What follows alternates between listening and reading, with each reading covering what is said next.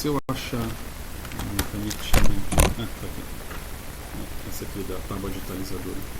Essa semana a gente vai tratar de, deixa eu ver se aqui está tudo certo, o horário. A gente vai tratar de célula eletroquímica, tá?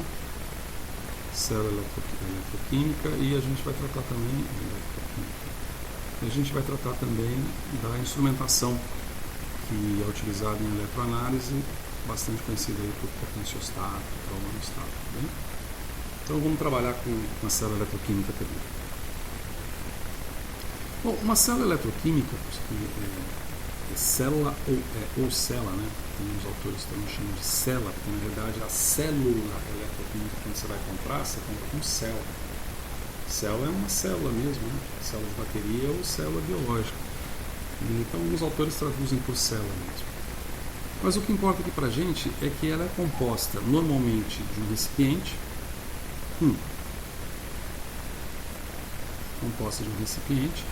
e esse recipiente, nesse recipiente você coloca uma solução que a gente vai chamar aqui de eletrólito, que é uma solução que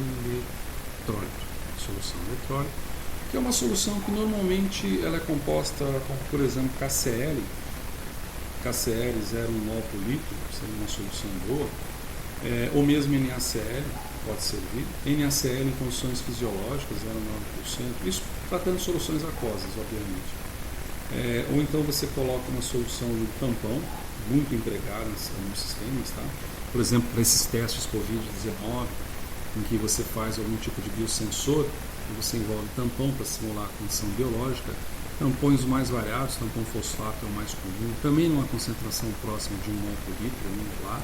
O que importa é que você tenha uma solução eletrolítica aqui, que tem algumas particularidades que a gente vai discutir depois, algumas particularidades que a defina dentro de uma célula eletroquímica como sendo funcional.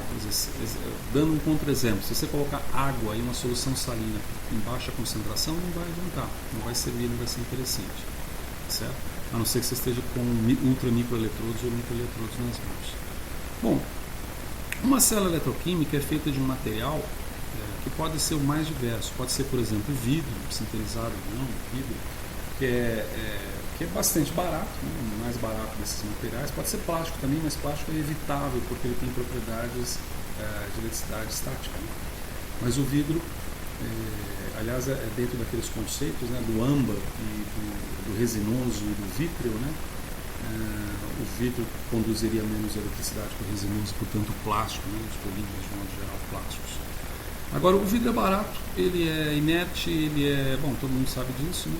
Ele é pouco reativo, a não ser para soluções fortemente corrosivas, como por exemplo soluções alcalinas corrosivas, certo?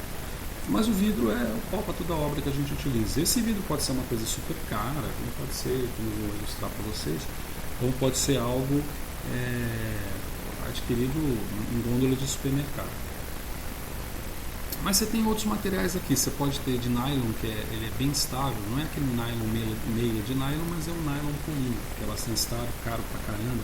Dizem até que ele é um pouco mais eficiente que o PTFE, que é um outro material que é utilizado, né, o politetrafluoroeteno, né, politetrafluoroeteno. A gente vai ver isso mais vezes, então vou colocar aqui politetrafluoroeteno. Cujo representante principal é o Teflon, né, que, se não me engano, o Teflon é da DuPont, né, a marca registrada da DuPont, Teflon, ou também pode ser utilizado como veda-rosca, em material de construção, veda-rosca, que é o PTFE. E você tem outros materiais, como por exemplo o QLF, também é bem conhecido. O QLF já é um politetraclorofluoretileno, tá, diferente do PTFE. Que uns consideram que inclusive é mais estável que o próprio PTFE. Então tem vários materiais que você pode compor uma célula eletroquímica, certo? Além de você compor a célula eletroquímica com um eletrólito e obviamente com o seu recipiente, você a compõe com eletrodos. Pelo menos 2 eletrodos. Por que pelo menos 2 eletrodos? O eletrodo em que se deseja que ocorra as reações químicas, por assim dizer, é o chamado eletrodo de trabalho, WE em inglês, tá? Work Electrode. Esse é chamado eletrodo de trabalho. E o eletrodo de referência também no inglês, muitas vezes ele é alcunhado com a sigla RE e é adquirido no mercado também dessa forma, como sendo RE. Tá bem? Ocorre, então essa seria uma composição mínima de uma célula eletroquímica. Solução eletrólito, recipiente, 2 eletrodos. Pode ter 3 eletrodos, como a gente vai ver. Mas ao discutir essa configuração mínima, a gente discute também o seguinte: esses eletrodos de alguma maneira eles têm que estar interligados. E eles estarão interligados com algo que eu vou eletricamente aqui, com algo que eu vou representar como sendo a letra X, tá? Esses eletrodos, em que esse X, e aí vamos um pouco mais para baixo aqui, no qual esse X ele define fundamentalmente o que essa célula eletroquímica vai fazer. Então esse X ele pode ser, por exemplo, um condutor, ou ele pode ser um motor. Se ele é um condutor, ele permite uma passagem de corrente elétrica. Nesse sentido, ao permitir uma passagem de corrente elétrica, uma corrente elétrica foi gerada em algum lugar no sistema. Sendo gerada em algum lugar no sistema, a gente pode dizer que se ela foi gerada em algum lugar no sistema, eu tenho uma variação de energia de Gibbs negativa.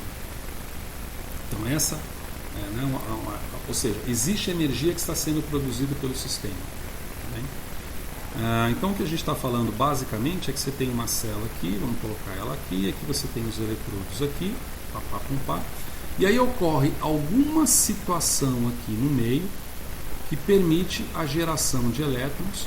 Esses elétrons eles migram no sistema. Tem que colocar também um xizinho aqui, né? Esses elétrons eles vão, deixa eu ligar aqui o sistema. Esses elétrons migram para o sistema para a outra região contendo um outro eletrodo, por exemplo, certo? Contendo um outro eletrodo.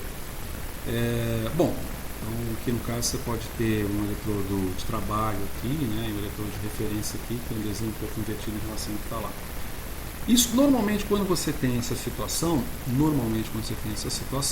há controvérsias, como dizem, você tem uma membrana de separação aqui, para separar os fenômenos que ocorrem, né? Em que aqui você tem um fenômeno de oxidação ocorrendo e aqui você tem um fenômeno de redução ocorrendo, e se você não tivesse essa membrana, essas soluções estariam misturadas. Isso é um princípio de células produtoras de energia elétrica. Então você tem uma reação química que acontece aqui, essa reação química provê uma carga e essa carga flui pelo sistema. Como nem tudo reluz é ouro, dizem, né? Você tem um fenômeno de oxidação aqui ocorrendo, por exemplo, quando, sei lá, o oxigênio vem aqui, recebe os elétrons que tem aqui, né? O oxigênio recebe os elétrons que tem aqui e se converte em água. Seria uma das formas. Quando você tem esse tipo de sistema, no qual a energia é provida por uma das células, uma meia célula eletroquímica, você está diante de um sistema de célula galvânica. Como, por exemplo, uma célula combustível, né? Uma célula combustível e uma célula galvânica. Uma biocélula combustível e uma célula galvânica. Por outro lado, você pode ter uma situação na qual você tenha um motor no lugar desse X. Como você tem um motor no lugar desse X, é bom que a gente vamos colocar aqui em vermelho. Esse vermelho é meio chato, mas tá bom, vamos colocar em vermelho. Vamos colocar em rosa é mais legal. O que a gente está falando é que a energia, nossa, esse rosa está muito esquisito. A energia ela surge na solução e alimenta o sistema. Quando a gente tem um sistema do tipo motor, o que nós temos é algo um pouco diferente. Não há a necessidade dessa membrana, apesar de que existem situações em voltammetria que você pode colocar essa membrana. Os dois eletrodos são colocados aqui da mesma forma, só que e são interligados por esse X aqui, só que esse X é um motor. E sendo um motor, vamos dizer então que seja o WE, né, o eletrodo de trabalho, o eletrodo de referência, e sendo um motor, ele vai prover energia para o sistema. Então a energia entra na solução, por assim dizer, na forma de uma carga elétrica. E aqui no sistema você terá promovido as reações químicas que são necessárias num determinado analito qualquer. Tá? Então, por exemplo, esse aqui é o eletrodo de trabalho, os elétrons são gerados pelo sistema aqui, e esses elétrons eles reagem numa reação do tipo A que vira B. Tá? Então você tem um produto sendo reduzido aqui, e obviamente o outro sendo oxidado, e o sistema se fecha. Quando você tem essa situação, você tem, obviamente, prover energia ao sistema, então você tem uma variação de energia de Gibbs que é maior ou igual a zero, porque ela não é espontânea. E nesse sentido, você está diante de uma célula eletrolítica. É só lembrar da eletrólise lá do ensino médio, por exemplo. Uma célula eletrolítica, uma célula eletrolítica. Então, esses experimentos que a gente vê normalmente, em que você usa um equipamento de eletroquímica chamado potenciostato, que a gente vai ver nessa semana alguns exemplos, como ele funciona, e você aplica um determinado potencial elétrico para fazer uma determinada varredura, você tem um sistema no qual a solução ali se configura dentro de uma célula eletroquímica do tipo eletrolítico e não galvânica. Por outro lado, se você tem alguma reação química que ocorre na célula eletroquímica que produz carga e essa carga flui pelo sistema, então você tem uma célula de natureza galvânica. Essa membrana de separação que ocorre aqui, essa membrana colocada aqui, é uma membrana muito importante. Vamos dizer assim, tão importante que você pode visualizar e na realidade até trabalhar, ao invés de você trabalhar com uma célula inteira e meia célula separadas, para encerrar o vídeo aqui, para a gente fazer mais vídeos, né? Nessas células separadas, você pode ter uma célula em que você tenha um compartimento do anódico, que vai ocorrer os processos de oxidação do seu analito. Você tem o cátodo, uma célula catódica, uma meia célula catódica, em que vai acontecer a redução, como diz, por exemplo, exemplificado aqui, a redução do oxigênio que tem contato com essa célula eletroquímica para a água. Os eletrodos eles ficam separados, tá? Aqui no nosso xão aqui, os eletrodos ficam separados, e você coloca, deixa eu colocar uma corzinha aqui, você une esse sistema, senão o potencial fica zero. Se você não unir esse sistema, o potencial fica nulo, tá? Através do que se chama, muito por aí, de uma ponte salina. Uma ponte salina conecta dois compartimentos físicos isolados e normalmente ela é feita, a ponte salina, ela vamos dizer assim, ela substitui uma configuração que você teria de uma célula eletroquímica única com duas meias células separadas por uma membrana. Já que a gente está colocando em verde, essa membraninha aqui pode ser uma membraninha, por exemplo, de celulose, pode ser uma membraninha catiônica, pode ser uma membraninha de náfion, que é uma membrana aniônica de flúor também. Mas o que importa é que essas membranas permitam a migração de prótons, por exemplo, né? A migração de íons nos moldes ou a fim de haver um equilíbrio eletrolítico nos dois compartimentos. É algo cumprido também por uma ponte salina. Uma ponte salina pode ser feita, por exemplo, por gel, um gel de agarose.